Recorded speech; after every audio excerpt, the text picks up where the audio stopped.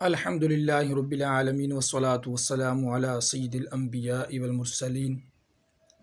اما بعد فاعوذ باللہ من الشیطان الرجیم بسم اللہ الرحمن الرحیم قال اللہ تبارک وتعالی فی القرآن المجید والفرقان الحمید ان اللہ وملائکتہ یصلون علی النبی یا ایہا الذین آمنوا صلوا علیہ وسلموا تسلیما اللہم صلی علی سیدنا و مولانا محمد وعلی آل وصحاب سیدنا و مولانا محمد وبارک وسلم وصلو علیہ۔ اللہ تعالیٰ نے انسان کو معاشرتی زندگی بسر کرنے کے لیے پڑوسیوں کی نعمت سے نوازا ہے۔ رسول کریم صلی اللہ تعالی علیہ وآلہ وسلم نے ہمسائیوں کے حقوق کی بہت اہمیت ذکر فرمائی ہے۔ ام المومنین سیدنا عائشہ صدیقہ رضی اللہ تعالی عنہ سے مروی ہے کہ نبی کریم صلی اللہ تعالی علیہ وآلہ وسلم نے ارشاد فرمایا، پڑوسیوں کے حقوق کے بارے میں میرے پاس جبریل امین علیہ السلام اتنی بار تشریف لائے کہ مجھے یہ گمان ہونے لگا کہ ایک پڑوسی کو دوسرے پڑوسی کی میراث میں وارث حقدار قرار دیا جائے۔ اس حدیث مبارکہ سے اندازہ کیجئے کہ شریعت میں پڑوسیوں کی قدر و منزلت اور اس کا کس قدر احترام ہے۔ اگر معاشرتی طور پر ہم پڑوسیوں کے حقوق ادا کرنا شروع کر دیں تو ہمارا معاشرہ جنت کا نمونہ بن جائے۔ حضرت ابو ہریرہ رضی اللہ تعالی عنہ سے روایت ہے کہ رسول کریم صلی اللہ تعالی علیہ وآلہ وسلم نے فرمایا، جو شخص اللہ رب العزت اور قیامت کے دن یعنی تمام ایمانیات کو صدق دل سے تسلیم کرنے والا ہے اور اسے چاہیے کہ وہ پڑوسیوں کی عزت کرے۔ اس حدیث مبارکہ سے معلوم ہوا کہ مومن کی شان یہی ہے کہ وہ پڑوسیوں کی عزت کرنے اور ان کی عزت کی رکھوائی کرنے والا ہوتا ہے۔ حضرت ابو ذر غفاری رضی اللہ تعالی عنہ سے روایت ہے کہ رسول کریم صلی اللہ تعالی علیہ وآلہ وسلم نے فرمایا کہ ابو ذر، جب شوربہ والا سالن بنانا ہو تو پڑوسیوں کو اس میں سے دینے کے لیے کچھ زیادہ پانی ڈال دو۔ اس حدیث مبارکہ کا مقصد یہ ہے کہ پڑوسیوں کے حقوق ادا کرتے وقت معمولی چیز دینے میں بھی کوتاہی سے کام نہ لو، بلکہ اگر سالن بنانا ہو تو اس کو کچھ مقدار اضافہ کر دو تاکہ پڑوسیوں کو بھیجا جا سکے۔ حضرت ابو ہریرہ رضی اللہ تعالی عنہ سے روایت ہے کہ رسول اللہ صلی اللہ تعالی علیہ وآلہ وسلم نے فرمایا، کوئی شخص اپنے پڑوسیوں کو دیوار پر لکڑی وغیرہ گاڑنے یعنی استعمال کرنے سے نہ روکے۔ یہ تب ہے کہ جب دیوار مضبوط ہو، پڑوسیوں کے استعمال کرنے سے نقصان کا اندیشہ نہ ہو۔ اگر دیوار مضبوط نہ ہو تو پڑوسیوں کے استعمال سے نقصان کا اندیشہ ہے تو محبت کے ساتھ روکا جا سکتا ہے۔ شعب الایمان بحقی میں ہے، رسول اللہ صلی اللہ تعالی علیہ وآلہ وسلم نے فرمایا، کیا تمہیں پڑوسیوں کے حقوق کا پتہ ہے؟ پھر خود ہی ارشاد فرمایا، پہلا حق پڑوسیوں کا پہلا حق بنیادی یہ ہے کہ جب وہ آپ سے جانی یا مالی مدد مانگے تو استطاعت ہو ضرورت کے تحت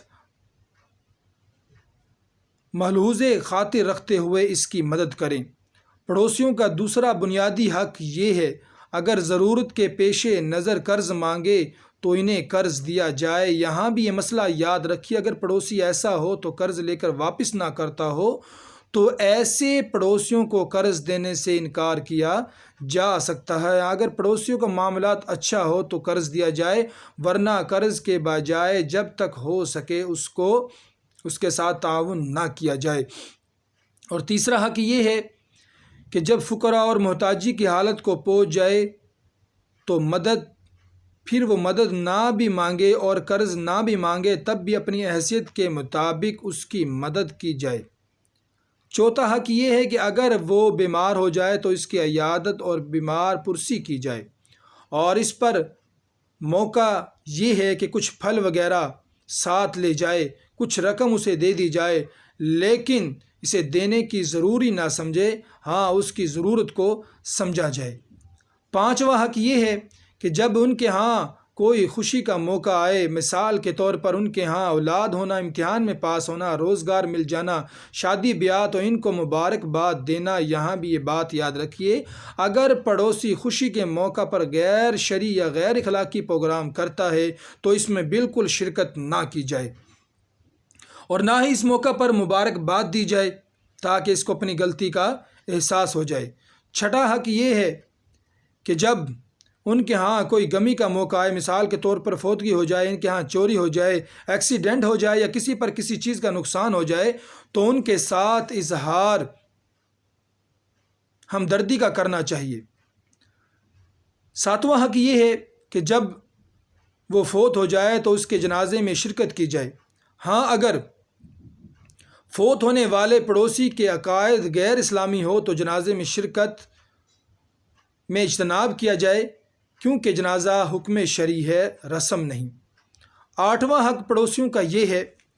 کہ اپنے گھر کی دیوار اس کی اجازت کے بغیر اتنی اونچی نہ کی جائے کہ اس کے گھر کی ہوا رک جائے، یا اس صورت میں جب عام آبادیوں میں گھر بنایا جائے اور کسی مجبوری کی وجہ سے رہائش یا وفاتر وغیرہ کے لیے پلازے بنانا، تب بھی اخلاقی طور پر اس کی اجازت لی جائے۔ پڑوسیوں کو بھی اخلاقی طور پر اجازت دینا چاہیے۔ اس کے ساتھ بے پردگی کے پیش نظر پڑوسیوں کو اطلاع کیے بغیر اپنے گھر کی چھت پر چڑھنا جائز نہیں ہے۔ نواں حق یہ ہے کہ گھر میں کھانا تیار کرتے وقت اس بات کا خیال کیا جائے کہ کھانوں کی تیاری کے وقت پیدا ہونے والی خوشبو سے پڑوسیوں کو تکلیف نہ ہو۔ یہ نہ ہو کہ ایک گھر سے روزانہ قسم بقسم کے کھانوں کی خوشبو مہکتی رہے اور ساتھ والا پڑوسی بھوکا رہے۔ اگر کھانا تیار کرنے کے بعد کچھ ان کو بھی اخلاقی طور پر بھیج دیا جائے تب بھی ٹھیک ہے۔ 10واں بنیادی حق یہ ہے کہ اگر آپ اپنے لیے پھل وغیرہ خریدیں تو ان میں سے کچھ پڑوسیوں کو بھی ہدیے کے طور پر بھیج دیں، اور اگر آپ ایسا نہیں کر سکتے، آپ کے لیے ایسا کرنا فی الوقت ممکن نہیں ہے، تو اپنے گھر میں پھل وغیرہ چھپا کر لائیں تاکہ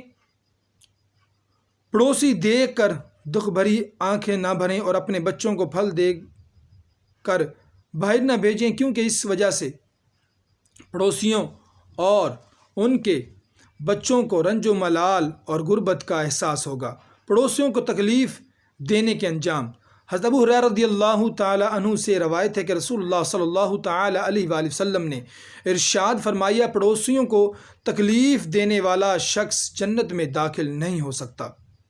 اس حدیث مبارکہ کا مطلب ہے کہ اولاد جنت میں داخل نہ ہوگا، اولاً جنت میں داخل نہ ہوگا، پڑوسیوں کو دی گئی تکلیف والے جرم کی سزا بخت کر یا پڑوسیوں کو معاف کرنے کی وجہ سے بالآخر جنت میں جائے گا، کافروں کی طرح ہمیشہ کے لیے جہنمی نہیں ہے۔ حدیث پاک سے معلوم ہوا ہے، سمجھ میں یہ بات آتی ہے کہ پڑوسیوں کے اتنے حقوق ہیں، خود اپنے گھر والوں کے کتنے حقوق ہوں گے۔ سب پڑوسیوں کو تکلیف دینا، ان کا دل دکھانا جائز نہیں، تو خود اپنے گھر والوں سے بول چال چھوڑ دینا، مار پیٹ کرنا، غیر اخلاقی برتاؤ کرنا کیسے ہو سکتا ہے؟ آج ہمارے معاشرے میں بہت سے خود کو دیندار کہلانے والوں اپنے گھر والوں کے ساتھ اچھا سلوک نہیں کرتے، اور گھر والوں کے تمام اچھا سلوک ہو تو امر بالمعروف اور نہی عن المنکر کو چھوڑ دیا جائے اور ہر جائز اور ناجائز فرمائشیں پوری کرنا شروع کر دی جاتی ہے۔ امر بالمعروف اور نہی عن المنکر کو چھوڑ دیا جاتا ہے اور ہر جائز اور ناجائز فرمائشیں پوری کرنا شروع کر دی جاتی ہے۔ اسلام اور اعتدال والا دین ہے، یہاں خوشی بھی دینی ہے لیکن جائز خوشی دینی ہے۔ اللہ کریم ہمیں پڑوسیوں کے حقوق ادا کرنے کی توفیق عطا فرمائے، آمین، بجاہ نبی الامین صلی اللہ تعالی علیہ وآلہ وسلم۔